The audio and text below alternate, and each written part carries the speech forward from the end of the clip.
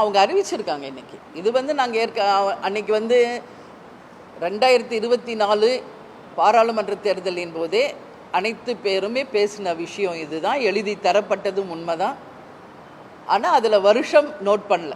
அப்போ நாங்கள் கேட்டோம் வருடம் எழுதி தரணும்னு. அப்போ அண்ணன் சொன்னார், அது வருடம் நோட் பண்ணி தர்றது வழக்கம் இல்லைம்மா, உறுதியாக உங்களுக்கு தருகிறோம் அப்படின்னு சொன்னார். அது 26ன்றதை இப்போ அறிவிச்சிருக்காங்க. அதனால் தேசிய முற்போக்கு திராவிட கழகமுமே இங்கு நடக்கின்ற அனைத்து நகர்வுகளையுமே தேர்தலை ஒட்டிய அரசியல் நிகழ்வாக தான் நான் பார்க்குறேன். அதனால் தேமுதிகவுமே 2026 ஜனவரி மாதம் 9ஆம் தேதி கடலூர் மாவட்டத்தில் எங்களுடைய நிலைப்பாடு, கூட்டணி எல்லாமே நாங்கள் அறிவிப்போம் என்று நாங்கள் ஏற்கனவே சொல்லியிருக்கோம். இன்னும் 2-3 நாட்களில் 234 தொகுதிக்கும் பொறுப்பாளர்கள், மாவட்ட பொறுப்பாளர்கள் அறிவிக்க இருக்கிறோம். அது மட்டும் கிடையாது, எங்களுடைய கட்சியின் வளர்ச்சியை நோக்கி நாங்கள் இந்த 6 மாத காலம் பயணிக்க இருக்கிறோம்.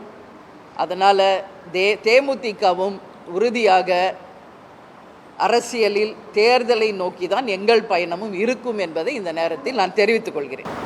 ஜனவரி மாதம் நீங்கள் கூட்டணி பற்றி பேசும்பொழுது இந்த சீட்டை மையமாக வச்சு தேமுதிக அதிமுகவோட கூட்டணியில் இருக்கிற நிலைப்பாடு எட்டப்படுமான்னு அதை அறிவித்தவங்க கிட்ட நீங்கள் போய் கேட்கணும்.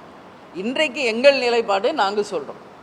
இன்றைக்கி திமுகவில் செயற்குழு பொதுக்குழுவில் கேப்டனுக்கு இரங்கால தீர்மானம் நிறைவேற்றியதுக்கு வரவேற்பு தெரிவிச்சிருக்கோம். இன்றைக்கி அதிமுகவில் 26 ராஜ்யசபா சீட் உறுதி என்று அறிவிச்சிருக்காங்க. அது 2026 தேர்தலை ஒட்டி அந்த அறிவிப்பு இருக்கிறது. எனவே தான் நாங்களும் சொல்கிறோம், தேமுதிகவும் இனி 2026 இந்த தேர்தலை ஒட்டி தான் எங்கள் அரசியல் நகர்வும் இருக்கும் என்பதை நான் தெரிவித்துக் கொள்கிறேன்.